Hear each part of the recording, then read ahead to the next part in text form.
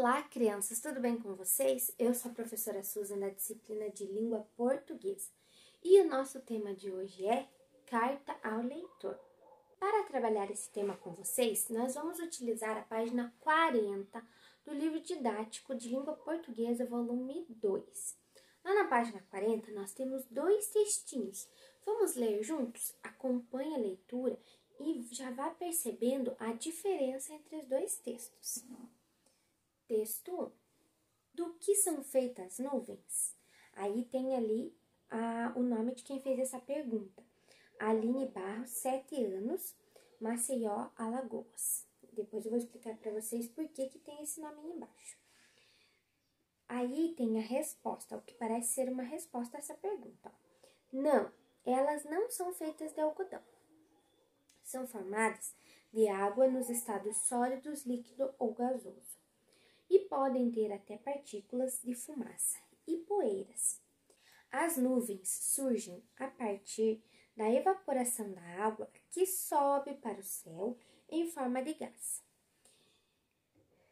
Então, nas partes mais frias da atmosfera, esse vapor resfria e cria um aglomerado de gotículas líquidas ou de cristais de gelo, dependendo da temperatura no local, e a nuvem está pronta. Esse texto foi tirado da revista Recreio. Agora vamos ver o texto 2. Nuvens. No mundo das fadas, o sorvete é de nuvens. Branquinhas como carneiro, são nuvens de coco para comer. De janeiro a janeiro, rosadas de sol, nuvens de goiabada, com queijo, amarelinha e sorvete de girassol. Sorvete de flor, estenda a mão até o céu e escolha o sabor. Esse texto foi tirado de um livro chamado Poemas e Comidinhas. Agora eu pergunto para vocês, qual a diferença entre esses dois textos? Eu ouvi alguém dizer que um é um poema e o outro, porque o poema a gente já trabalhou, então vocês já conseguiram reconhecer qual texto é o poema, que é o texto 2. É um poema pela forma como foi escrito, né, falando das nuvens com sabor, relacionando com comida, né, a forma de eu ler, vocês também devem ter percebido que eu li já com mais gestos, né, falando de uma maneira diferente. Então, o texto 2 é um poema, né, feito com estrofes, com versos, com a intenção de sensibilizar o leitor e também de estimular a imaginação do leitor, não é mesmo? E o texto 1? Que gênero textual será que é o texto 1? O texto 1 é uma carta ao leitor. Vocês perceberam que tinha lá uma pergunta e aí um nominho embaixo da pergunta? Aquele nominho foi a pessoa que enviou essa pergunta para a revista ou para o jornal. No caso ali do texto 1, foi alguém enviou aquela pergunta para a revista Recreio. E a revista Recreio publicou a pergunta e a resposta embaixo. Esta resposta é a carta ao leitor. A carta ao leitor é um texto que ele tem uma função social muito importante. Por quê? Porque é onde o leitor e o meio de comunicação vão conseguir ter um canal para se comunicar. Por exemplo, revistas, jornais, tem que ter esse espaço de carta ao leitor. Por quê? Porque aí o leitor se sente acolhido, né? Porque está vendo que foi respondida a sua dúvida, o seu elogio, a sua reclamação. E o meio de comunicação também vê que as pessoas estão lendo aquilo que ele está publicando. Então, é um gênero muito importante nessa via de comunicação. Bom, nessa carta ao leitor apresentada no texto 1, a gente viu uma linguagem mais científica, não é mesmo? Vocês viram que ele está explicando como que é a formação das nuvens.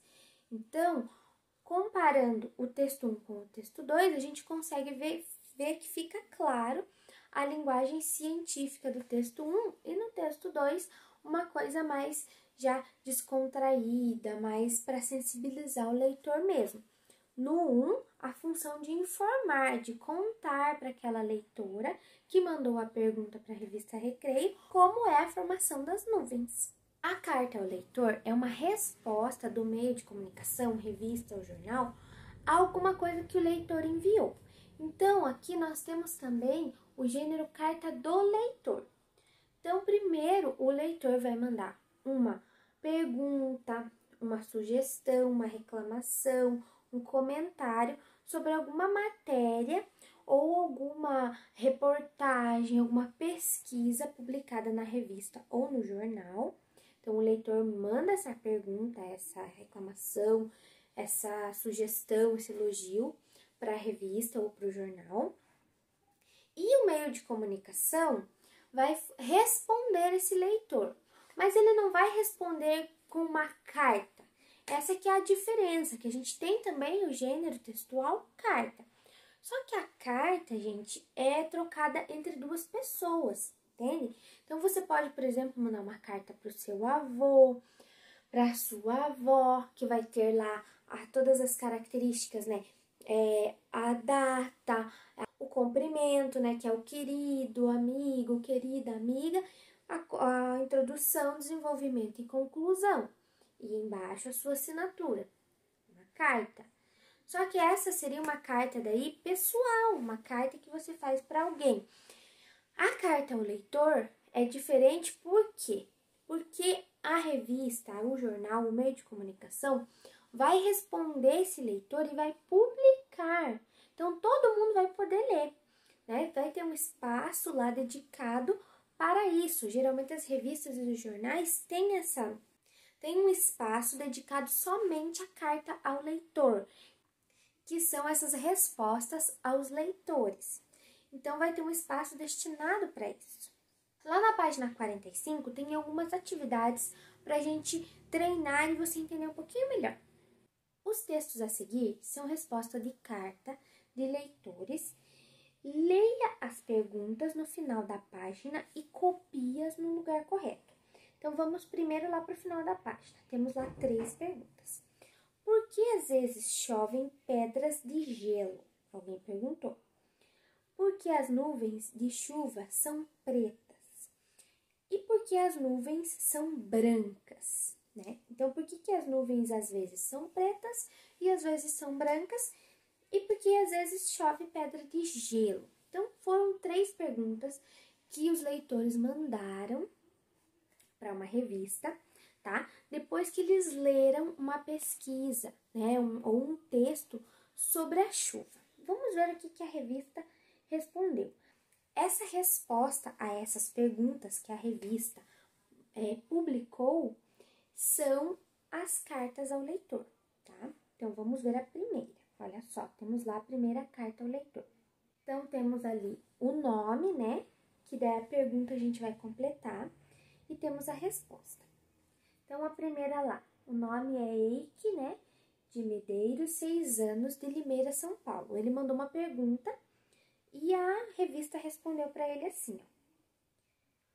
Quanto mais escura a nuvem, maior é a quantidade de água que ela carrega.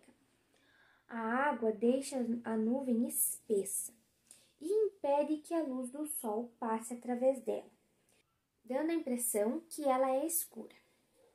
Já a nuvem branca tem menos água, é mais leve e permite que a luz solar passe através dela. Por isso parece mais clara. Essa carta ao leitor, na opinião de vocês, está respondendo a qual pergunta? Quem respondeu que está respondendo por que as nuvens são escuras, acertou. Primeiro o Eike mandou a pergunta, né, lá para a revista, e a revista respondeu com essa carta ao leitor. Lembrando que na revista foi publicado tanto a pergunta quanto a resposta. A segunda é da Júlia Vieira, lá de Votorantim, São Paulo. E a resposta à pergunta dela é a seguinte. Quando as gotas de água que formam as nuvens atravessam uma camada de ar muito fria, podem congelar e cair na forma de pedras de gelo, também chamadas de granizo. Geralmente, esse tipo de chuva acontece quando há nuvens muito grossas. O formato é do tamanho de pedras e variam bastante. Qual será que foi a pergunta que a Júlia fez para receber esta resposta? Quem respondeu que a pergunta é por que às vezes chovem pedras de gelo? Acertou! Então, a Júlia perguntou por que às vezes chove pedra de gelo e a revista Recreio fez essa carta ao leitor para ela. Bom, essas que nós vimos foram as cartas ao leitor, ou seja, que o meio de comunicação fez para responder uma pergunta que ele recebeu. Mas nós também temos a carta do leitor, que é a carta que o leitor pode fazer, que vocês podem fazer, por exemplo, para uma revista, para um jornal, perguntando alguma coisa. E aí o jornal publica a sua pergunta e a resposta também, que daí vai ser a carta ao leitor. Então, entenderam essa diferença? Ao leitor é o jornal ou a revista que responde, e do leitor é o leitor que manda para a revista ou para o jornal. Vamos aproveitar para relembrar um pouquinho sobre as sílabas tônicas? Lembram da oxítona, paroxítona e proparoxítona? Lá na página 44 do livro didático de vocês, Língua Portuguesa, volume 2, nós temos uma atividade que a gente vai fazer aqui para a gente relembrar um pouquinho. Lá está escrito assim, número 1, leia as palavras do quadro e faça o que se pede. Então, temos lá uma caixa de palavras que está escrito água, sólido, líquido, até, gotícula e está, que são palavras relacionadas com o texto que a gente estava vendo lá da carta ao leitor que falava sobre chuva. Lembram? São palavras relacionadas com esse texto. Aí na letra A, pede para localizar a sílaba tônica de cada palavrinha dessa. Vamos lá? Qual é a sílaba tônica da palavra água? Quem falou A, acertou. Na palavra água, a sílaba mais forte é o A. A palavra água é uma palavrinha que tem duas sílabas, água. O guá é a última sílaba da palavra água. Então, o A é a penúltima. Quando a penúltima sílaba é forte, como nós chamamos?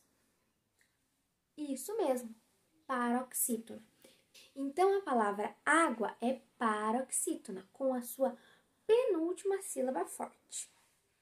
A próxima palavra é sólido. Sólido. Qual é a sílaba forte? Sólido. A sílaba forte é o só.